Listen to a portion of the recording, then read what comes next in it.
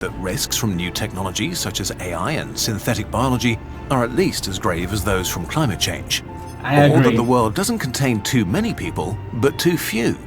And I agree. especially that everyday actions like recycling or refusing to fly just aren't that big a deal compared to where you donate or what career you pursue. I agree.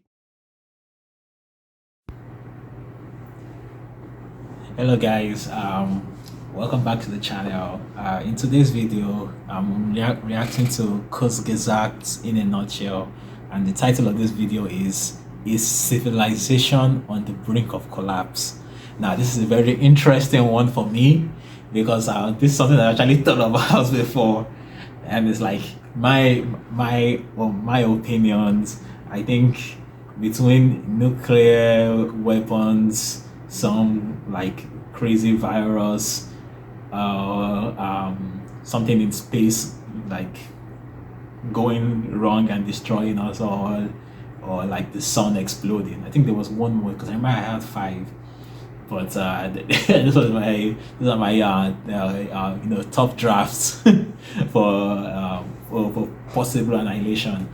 But now, to clarify, I think those are possibilities, but I don't think they will actually happen because of my religious beliefs. I have very different ideas of how the world will actually end, and I don't think it's actually going to end anytime soon, although I have no way of knowing and nobody actually knows any way of knowing.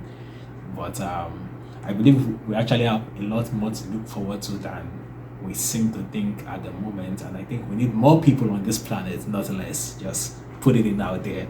Anyway, this is a video that I remember watching a reaction to it a long time ago. Just Get Jabby, now known as Cinepals, that reacted to it. I can't remember exactly everything that happened, but I remember I've seen this video before, or a reaction to it, but I'm actually watching it on their channel this time and doing a reaction to it. Sorry for the long intro, let's get right into it.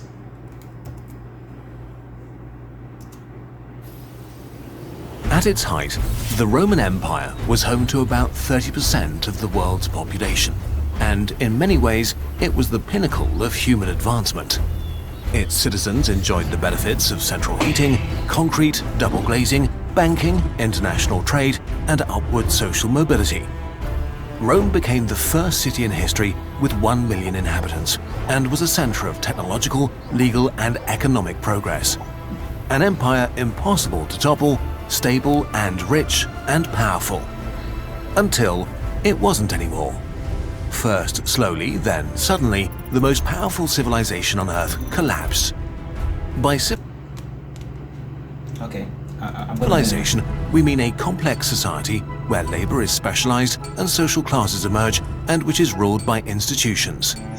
Civilizations share a dominant mutual language and culture, and domesticate plants and animals to feed and sustain large cities, where they often construct impressive monuments. Civilization lets us become efficient on large scales, collect vast amounts of knowledge. Okay, now on the topic of civilization,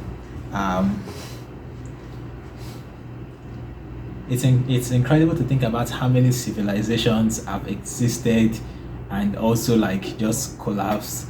There's a thing in the Bible that there's nothing new under the sun. What has been is what will be, and the things that have been, eventually nobody remembers it, no matter how great or how wonderful a particular achievement seems to be, or like a particular disaster seems to be. With enough time, nobody remembers it anymore. Time makes fun of us all. Makes fun of us all.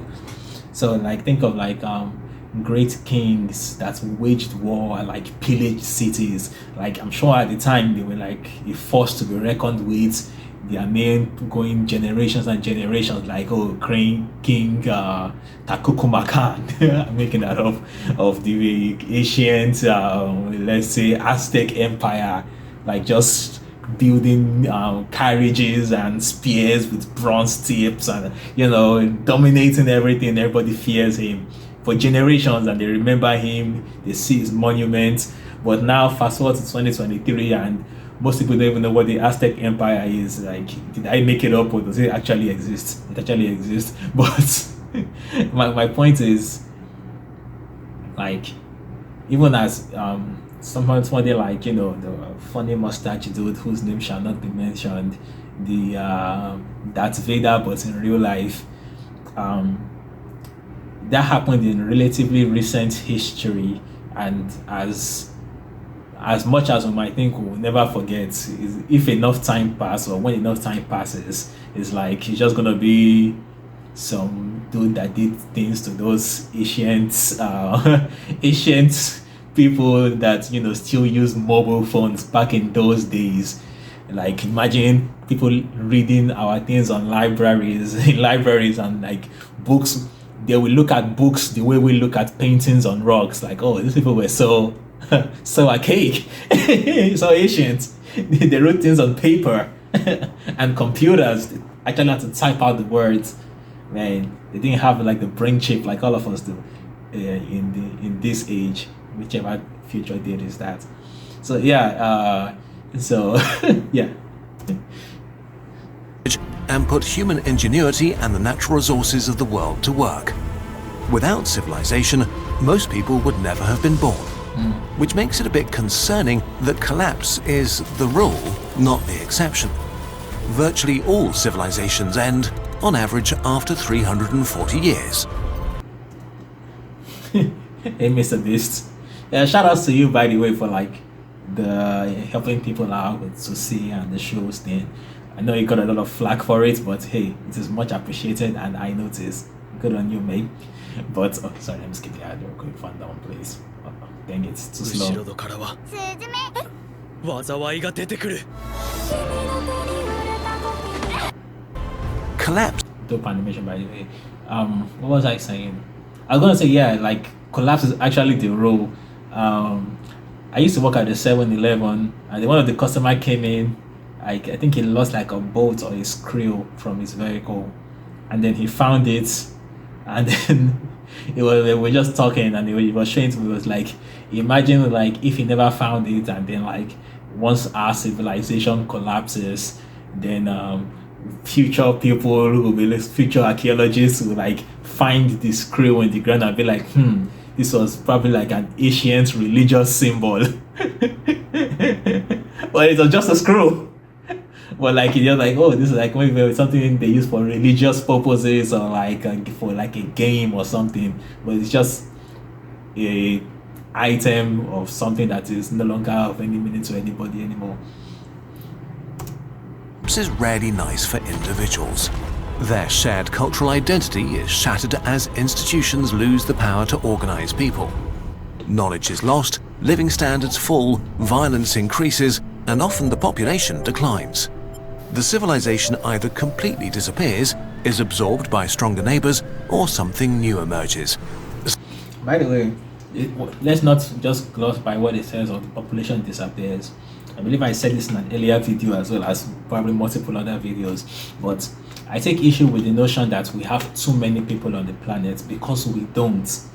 Every time a nation or a civilization has tried to like mess with the natural progression of their population, in a matter of time they start having to contend with the consequences of that.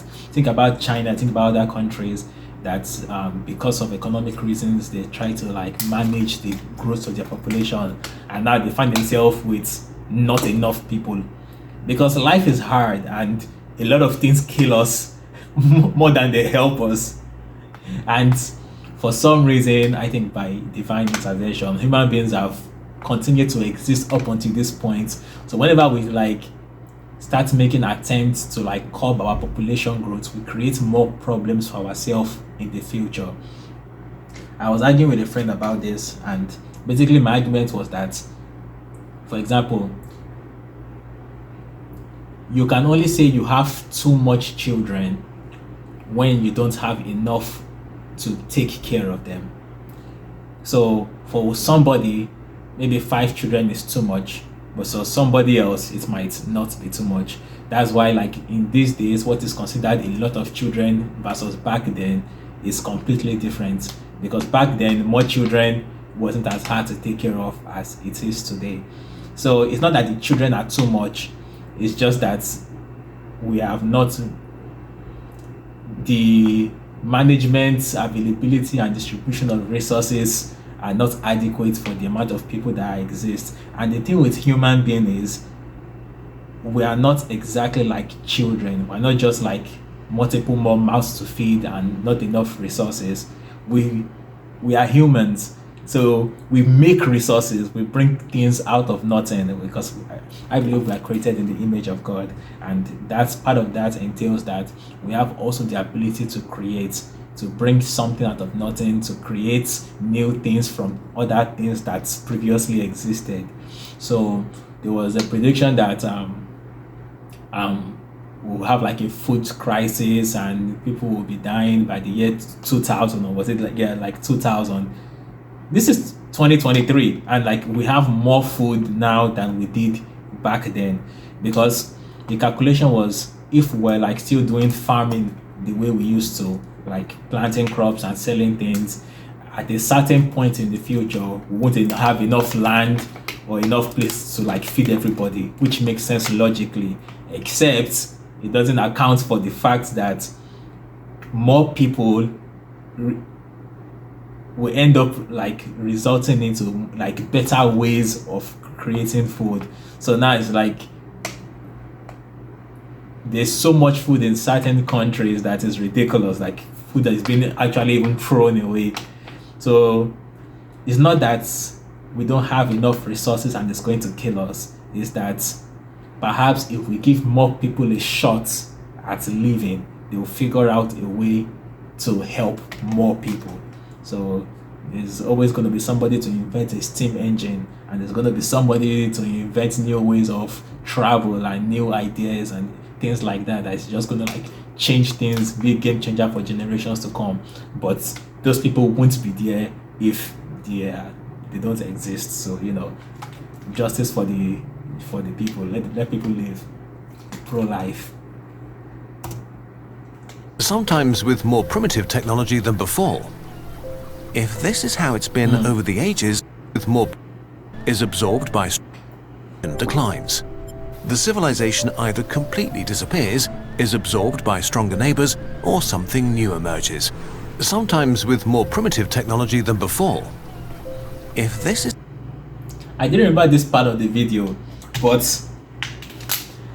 I so happen to have this book. It's really a collection of books, and I got it for my trip, just so I can, you know, have fun and, you know, not just like when I'm relaxing, have these books to read. I first of all came across them at my school library, my high school library, and I read the first two books, and it was really interesting. But I didn't get to read the third book before I graduated. So I was looking for this book, but I couldn't find it. I couldn't remember the name. I couldn't remember the author. So like it was a struggle, but eventually did find it. And the book actually is a sci-fi based on this premise that, I'm not going to spoil it, but basically imagine if an technologically advanced human race exists, but that's like a global civilization basically that ends up collapsing, and out of the ashes of that, like something new emerges, which is still other humans, but with more primitive technology that exists. And maybe like mountains and caves, where like if you dig like right into their core, they're like technologically advanced inside, but they've been covered by nature and everything over the centuries and millennia, and then people are just like rebuilding technology from scratch and relearning knowledges that have been lost to time and catastrophe. But yeah, that's an interesting premise. I would recommend you read the book. Orson Scott Card. He also wrote Ender's Game, which I read, and the movie is also good. This is how it's been over the ages. What about us today? I like their intro. Man, I wish I could do an animation like this someday, like just as clean, Europeans seamless, forgot how to build indoor plumbing and make cement, will we lose our industrial technology? And with that, our greatest achievements, from $1 pizza to smartphones or laser eye surgery? Will all this go away too? Shout out to Mr. Beast. Today, our cities stretch for thousands of square kilometers. We travel the skies. our communication is instant. Industrial agriculture with engineered high-yield plants, efficient machinery and high-potency fertilizer feeds billions of people.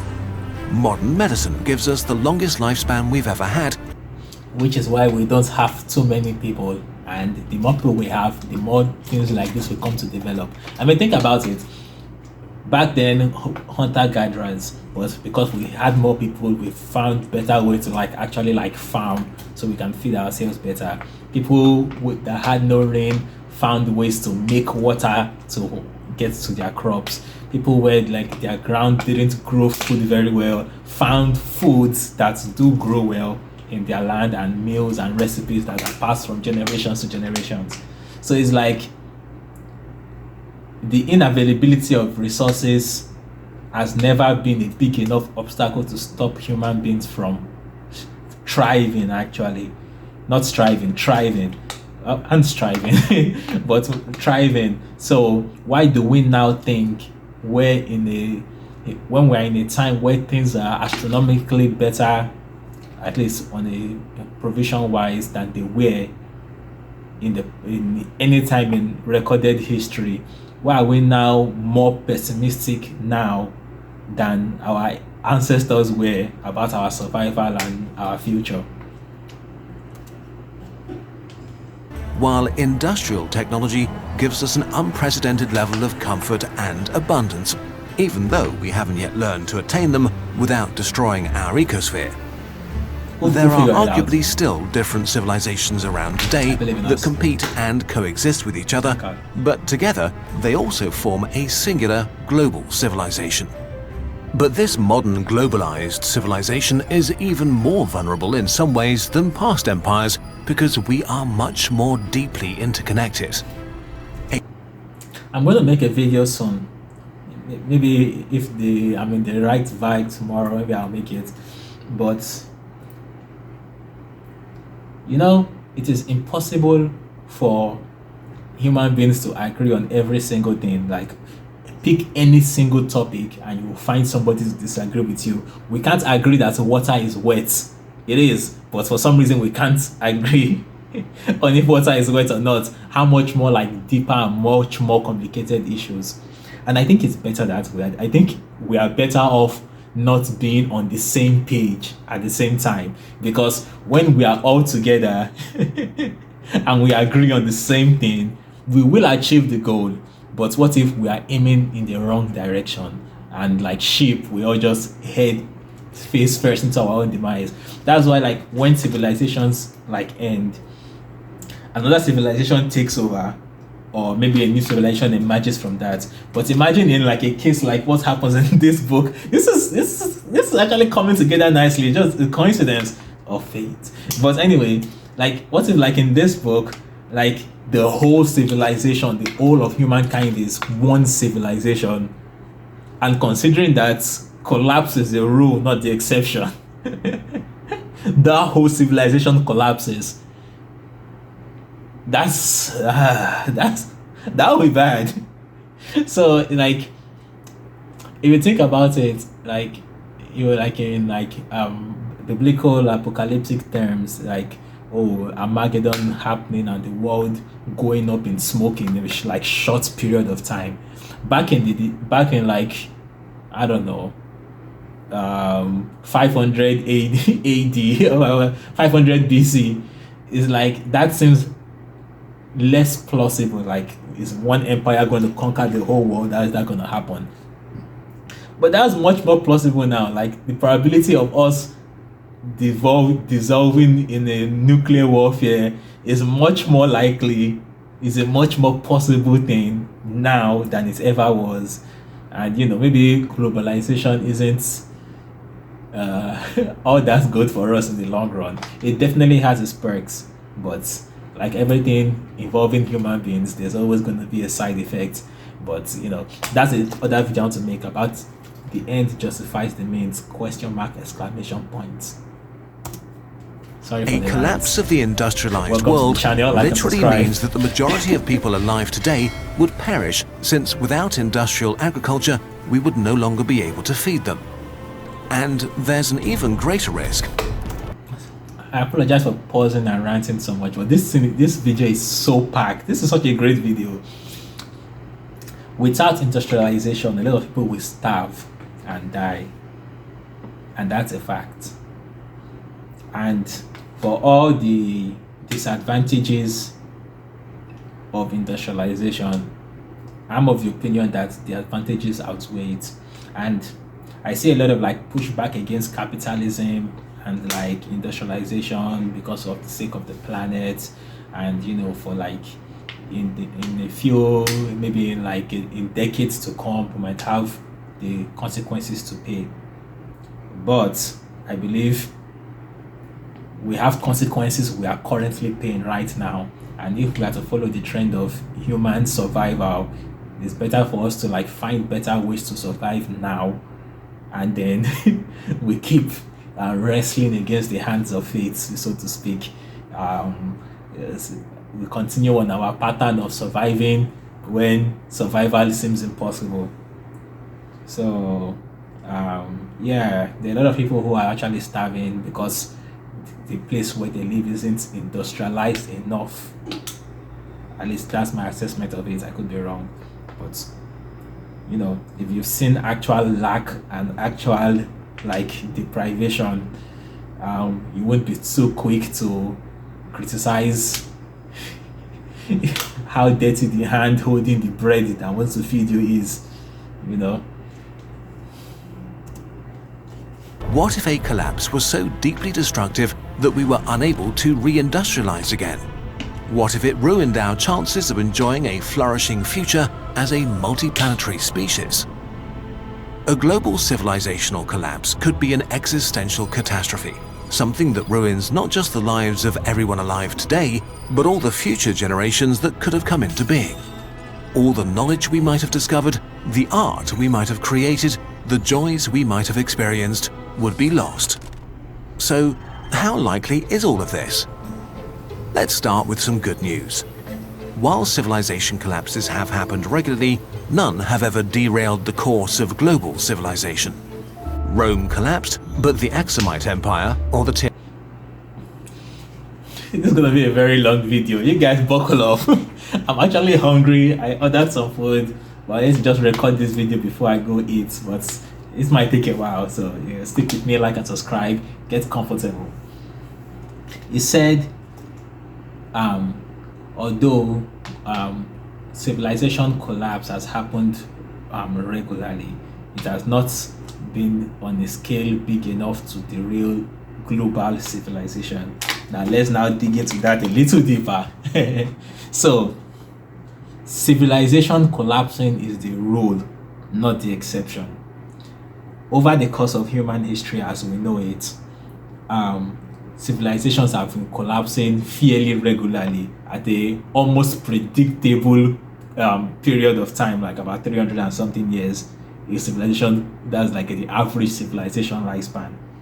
So, but in spite of the civilization collapsing regularly, we are still trending towards a global civilization where all like globalization, basically all countries are kind of connected to each other. We're not, the world is a much smaller place, and we are according you mentioned a few characteristics of a civilization as a dominant language and specializations and things like that, and we are heading towards that. Like, people not actually speak the same language, but at least have a common language that everybody kind of understands for business and so on and so forth.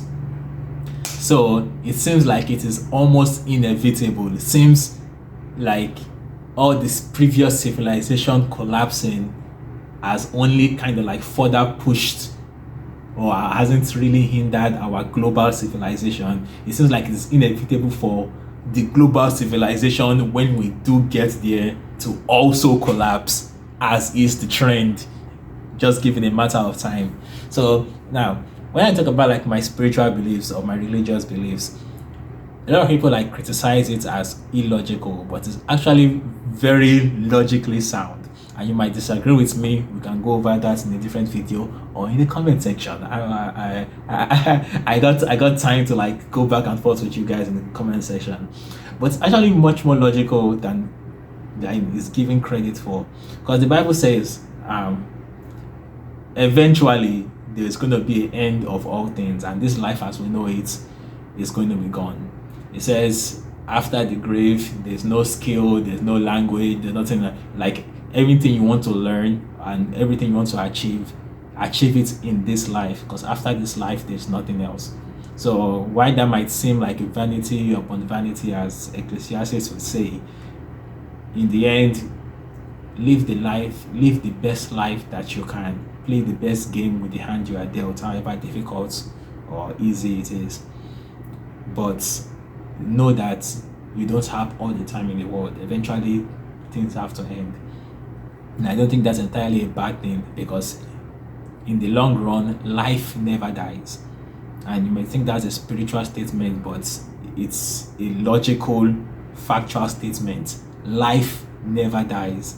Energy cannot be created nor destroyed.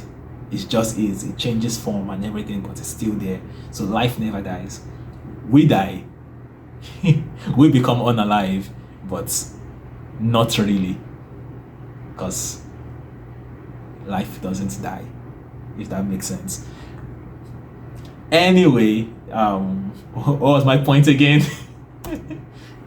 Teotihuacans, and of course the Byzantine Empire, carried on. What about sudden population crashes? So far, we've not seen a catastrophe that has killed much more than... Yeah, but like, also like viruses and things. I'm not sure if that's a good YouTube word to use, but you know, pandemics tend to happen. Remember, like the Black Death. I don't remember. I wasn't alive then, but you know, it's happened a time in history, and it's kind of like a pattern for viruses to occur. By every 10% of the every global 5 years population. or so, something No pops up. pandemic, no natural disaster, no war. The last clear example of a rapid global population decrease was the Black Death, a pandemic of the bubonic plague in the 14th century that spread across the Middle East and Europe and killed a third of all Europeans and about 1/10 of the global population. If any event was going to cause the collapse of civilization, that should have been it. But even the Black Death demonstrates humanity's resilience more than its fragility. While the old societies were massively disrupted in the short term, the intense loss of human lives and suffering did little to negatively impact European economic and technological development in the long run. Population size recovered within 2 centuries, and just 2 centuries later, the Industrial Revolution began. I really want to hear what you guys think about this in the comment section. For real, this is a very interesting topic to me. Even in the midst of catastrophe, people found a way to like rebuild to a stage where it's like this catastrophe never even happened. It's like when you look at people living in like really cold places, like snowy, they have to like wear heavy coats. Like, how do people actually even live there? And like they live in like igloos and whatnot. It's like, how do people survive? How do people survive in desert lands and like make like mega cities out of it? Human beings are incredibly resilient. Like the Bible say, foxes have holes and birds of the air have nests, but the Son of Man has nowhere to lay his head. It's like, in a way, that kind of like talking about us. It's like in life, everything about nature seems to be actively trying to kill us, but for some reason and somehow we are surviving and we are increasing and we are thriving. Like nothing can stop us now. We're all the way up until we are not, but like we're really all the way up. History is full of incredible recoveries from horrible tragedies. Take the atomic bombing of Hiroshima during World War II. 140,000 people were killed, and 90% of the city was at least partially incinerated or reduced to rubble. But against all odds, they made a remarkable recovery. Hiroshima's population recovered within a decade, and today it's a thriving city of 1.2 million people. None of this made these horrible events any less horrible for those who lived through them. But for us as a species, these signs of resilience are good news. Why recovery is likely even in the worst case. One thing that's different from historic collapses is that humanity now has unprecedented destructive power. Today's nuclear arsenals are so powerful that all-out global war could cause a nuclear winter and billions of deaths. Our knowledge of our own biology and how to manipulate it is getting so advanced that it's becoming possible to engineer viruses as contagious as the coronavirus and as deadly as Ebola. Increasingly, the risk of global pandemics is much higher than in the past. So we may cause a collapse ourselves, and it might be much worse than the things nature has thrown at us so far. But if, say, 99% of the population died, would global civilization collapse forever? Could we recover from such a tragedy? We have some reasons to be optimistic. Let's start with food. There are 1 billion agricultural workers today, so even if the global population fell to just 80 million, it's virtually guaranteed that many survivors would know how to produce food. And we don't need to start at square one, because we could still use modern high-yield crops. Maize is 10 times bigger than its wild ancestor. Ancient tomatoes were the size of today's peas. After agriculture, the next step towards recovery would be rebuilding industrial capacity like power grids and automated manufacturing. A huge problem is that our economies of scale make it impossible to just pick up where we left off. Many of our high-tech industries are only functional because of huge demand and intensely interconnected supply chains across different continents.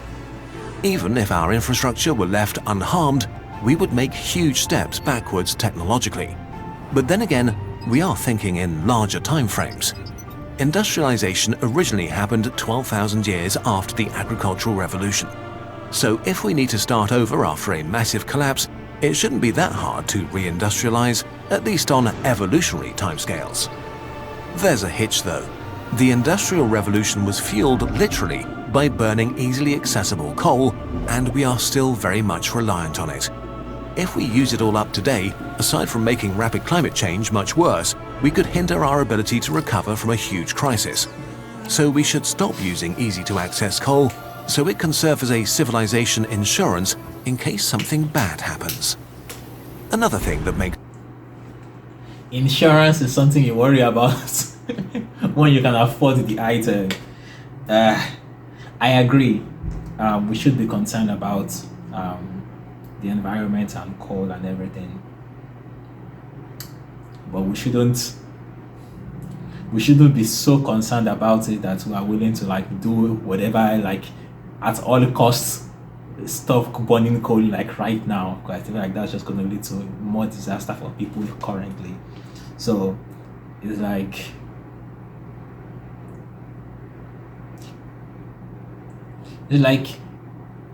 it's when you have a house, then you can get concerned about bed bugs. Be concerned about bed bugs. They're not good for you. They could cause all that kind of diseases and whatnot. But if you are homeless, a bed with bed bugs and on a house that is not maybe up to standard would really be much appreciated.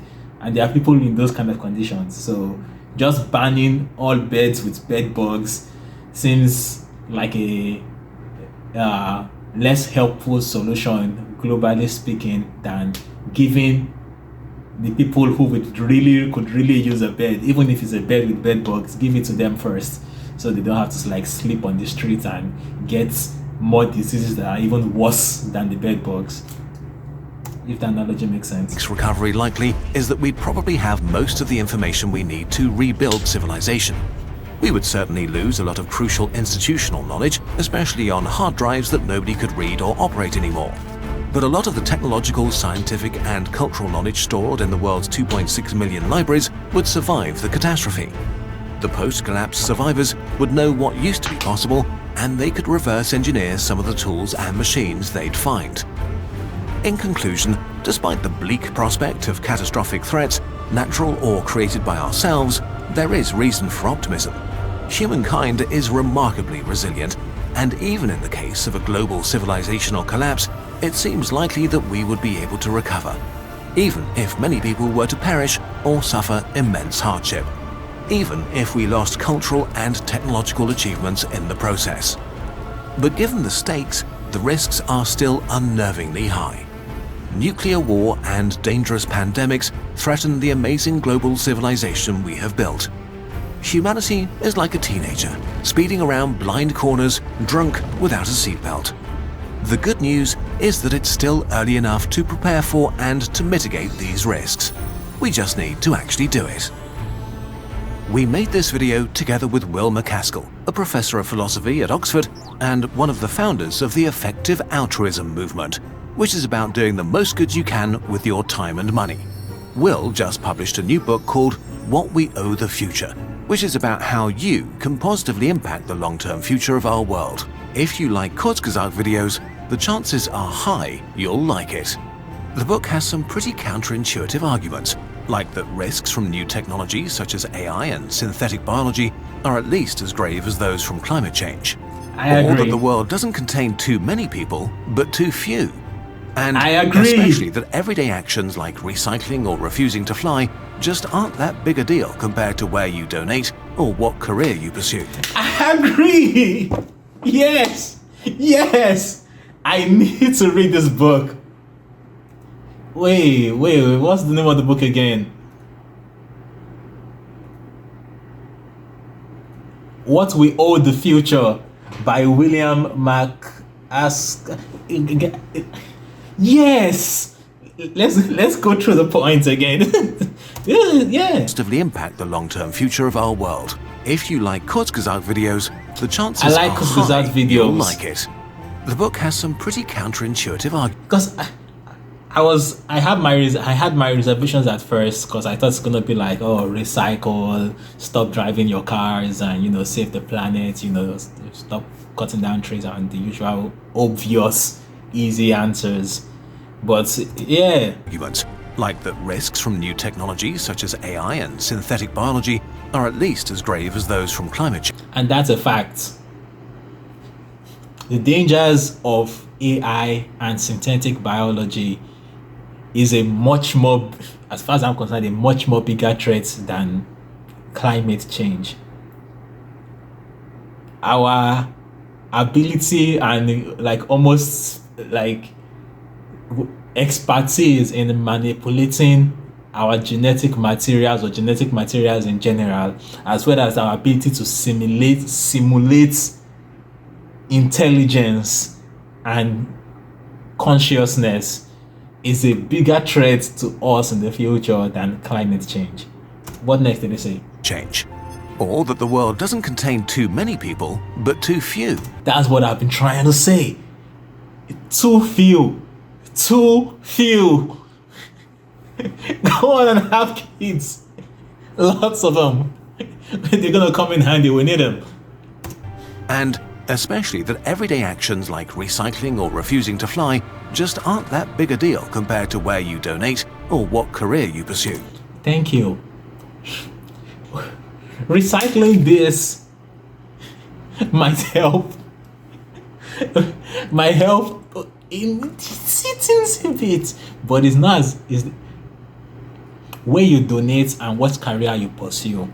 It's like bringing people out of poverty helps the planet a lot more in the long run than recycling your bottle. Imagine, I've said it in a previous video, if people could afford solar panels, that would have been awesome. But a lot of people can't afford solar panels. So banning fossil fuel doesn't then give them access to solar panels. Instead, it just makes them not have the fossil fuel they can afford, which leads them to go to coal, which is even way worse, or even something even more harmful in the long run, both to them immediately and to the future. So improving people's standard of living is the best way to help all of us in the long run. And that's just the story of human history. Always improving people's standard of living always leads to better outcomes in our future. That's a side effect also, but generally speaking, we're on the come up. Most importantly, it argues that by acting wisely, you can help make tomorrow better than today. By acting wisely, you can make tomorrow better than today. And I believe like we underestimate the amount of impact that we can actually have on society. It's like the little things, how you treat people, the even if it's one person that you can help, well, it's like the things you contribute to your society go so far. They go, the kind words you say to somebody goes so far that nobody can actually even really quantify how far that goes. And we underestimate how much impact we have, and we're looking at all these big things that, oh, these people should do something and those people should do something, but we have so much things that we could do that if we just did it, it will make a much bigger impact. So, shout out to Mr. Beast again. This has just been a great video. It's just flowing naturally at this point. There was something that happened recently when Mr. Beast did a philanthropic act and helped a lot of people to have that are visually impaired, like basically blind. He helped them to see. And so apparently a lot of people who are blind actually have the technology to help them be able to see. Not everyone, because some cases are different. Some people have treatable blindness, so to speak, and it's not, well, for me it's probably above my pay grade, but to some people it's not really that like an ridiculous amount of money to do. And it helped a lot of people be able to see, and they were like, all these people like criticizing him, criticizing his motives and whatnot, and yet those same people will be pointing at big companies and Elon Musk and Jeff Bezos that those people have so much money, why don't they help people?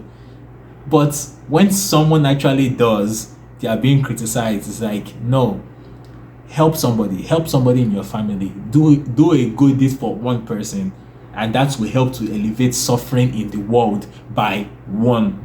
Some people can do it for 10. We all have our parts to play. So let's take individual responsibility for ourselves and for each other, rather than like pointing at global big issues that don't have one answer. So like the climate is climate. We get it. Focus on yourself first. Remove the plank in your eye before you start looking at the suits and be ikmin, as we call it, in somebody else's eye. The eye booger in somebody else's eye. Yeah, self-reflection helps. Or as more sophisticated people will say, clean your room before you start trying to organize the world. Organize yourself before you try organizing people or groups of people. If you are disorganized, how do you want to organize everybody else? People, please. Don't forget to like and subscribe. And how we together can build a flourishing world for the thousands or millions of generations that will come after us. Many things we at Kurzgesagt talk about regularly are discussed here in much greater detail. Check out What We Owe the Future. Check out What We Owe the Future by William MacAskill. I'm actually going to check that out. I'm really interested. My interest is piqued. But yeah, if you can get the book, please get the book. The way they broke it down, it's in line with my beliefs, so maybe I'm biased, but I believe I'm right on this one. So you guys agree with me also, and also be right, and stop being wrong like you used to be. Wherever you get your books or audiobooks. Did we manage to unlock a new fear for you? Let's counter existential dread with appreciation for humanity. Yes! There's a lot of things for us to be afraid about, but I'm optimistic that we shall overcome as we have overcame in the past. How far we've come as a species, what we've built, and where we've gathered. Let this new world map poster be a reminder of what we can achieve. W plug. Nice plug-in. Shout out to Kurzgesagt, man. Get their poster to motivate you to believe in humanity. Yeah, human beings are awesome. Yeah. Thanks for watching. Oh, sorry. Thanks for watching. Have a good one, guys. Bye. Like and subscribe. Let me hear what you have to say in the comment section. This should be an interesting back and forth. 44 minutes long video. Wow. I'm hungry. All right. Bye, guys. See you in the next one.